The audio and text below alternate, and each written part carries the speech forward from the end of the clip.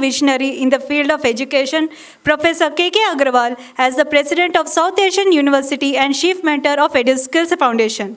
He has dedicated himself to advancing skill development and fostering educational excellence across the region. With his profound knowledge and unwavering commitment, EduSkills has been instrumental in guiding initiatives that empower students and transform their future. I would like to request Professor 𝐄𝐝 Aggarwal to address the gathering. Please, sir.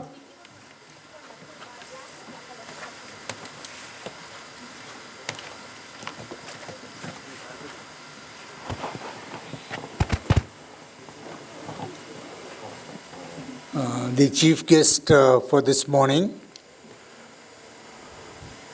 former Union Minister, Shri Subhash Sarkar ji, the Chairman of AICTE, Professor Sitaram,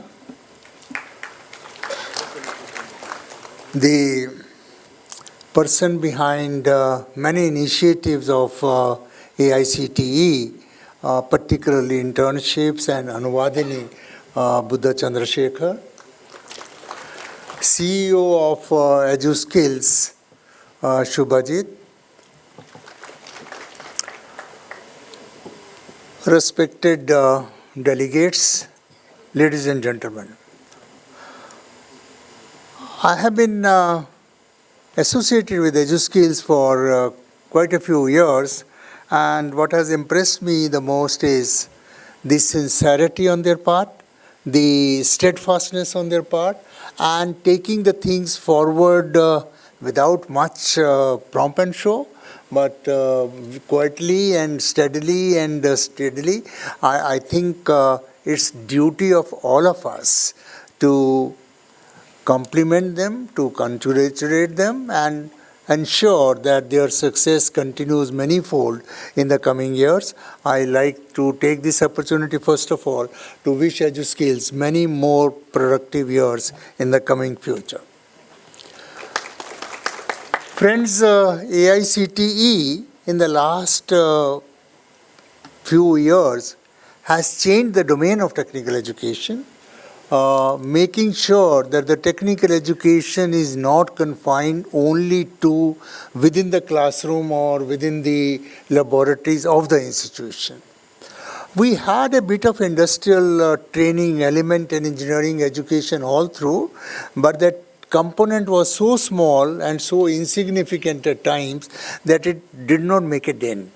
And we always believed that there is one thing which we lack in technical education, that's industrial connect. And when we compared it with medical education, this was the point which always came out as medical students are continuously in touch with the profession all through the education and thereby ensuring that they get better education. Somehow this element was missing in engineering education. I like to congratulate, compliment Professor Sitaram and entire AICTE for changing this culture in the country that industrial connect is an integral part of technical education. And we are seeing the difference. We are seeing improvement in employability. We are seeing improvement in the professional aptitude of the students.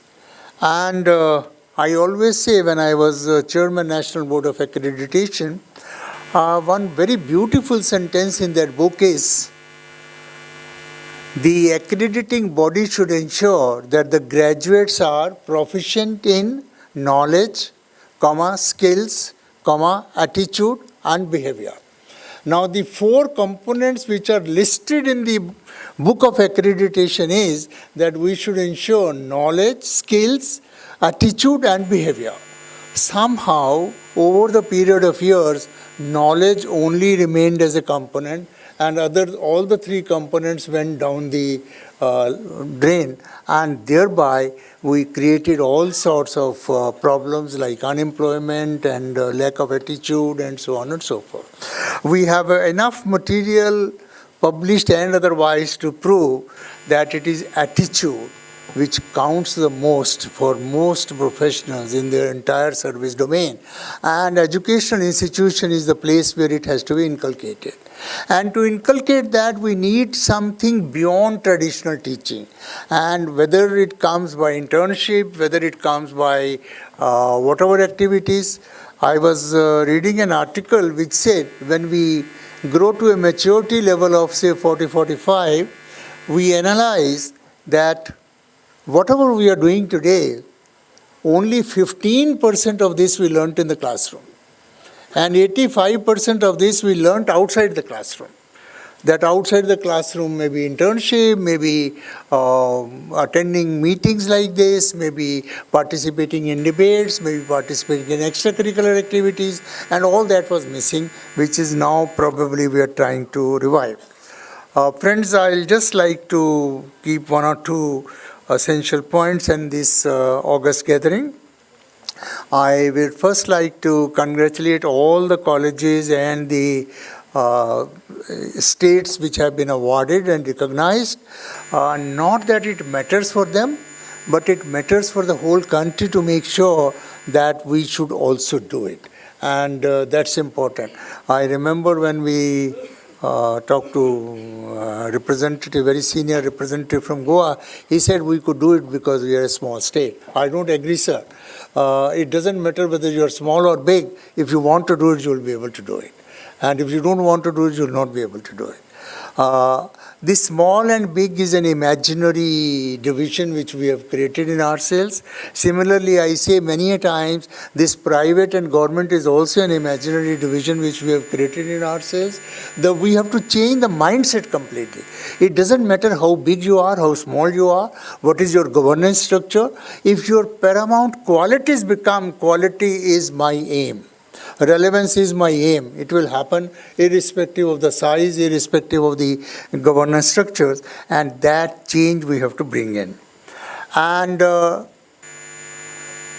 Buddha Chandrasekhar was raising the question of several levelers in technical education, and one of those levelers is a role of male-female ratio in STEM education. The world has recognized it, that unless women is an equal partner in STEM education, the countries don't progress. And we have come a long way in the country. I mean, if I tell you, when I did my engineering, 300 students per batch were admitted, and in my 4 years there were 1,200 students, and there was only one girl in 1,200 students. That was the scenario from where we have come today, where the numbers are comparable. That's a very, very great sign and social transformation which has happened. We have to keep it up. I also find that a couple of observations I was reading just this morning, that a PhD study has been done in this country, and at least I am still shocked at the results. The student says that he asked a large sample of students whether you will prefer a government job at 30,000 rupees a month or a private job at 3 lakh rupees a month. And almost everybody said government job. Now, I am still not convinced of the study, but if this study which is being quoted is correct, we have to ask ourselves, where is the convergence point? I think both sides will have a lot to think. What is wrong with the private in the sense of work-life balance kind of thing? Are we squeezing too much that the students have to like to discard 3 lakhs versus 30,000? And we have also to realize in the government what has happened. One thing which comes through my mind, and that's why I'm raising this forum, is in government institutions, we really never ask people to reskill themselves. They want to live all their life with the skills with which they enter the institution. And that's the trouble where nobody can help. Reskilling is the name of the game which will have to be played by everybody in every profession if we have to raise ourselves up and if you have to raise the country up.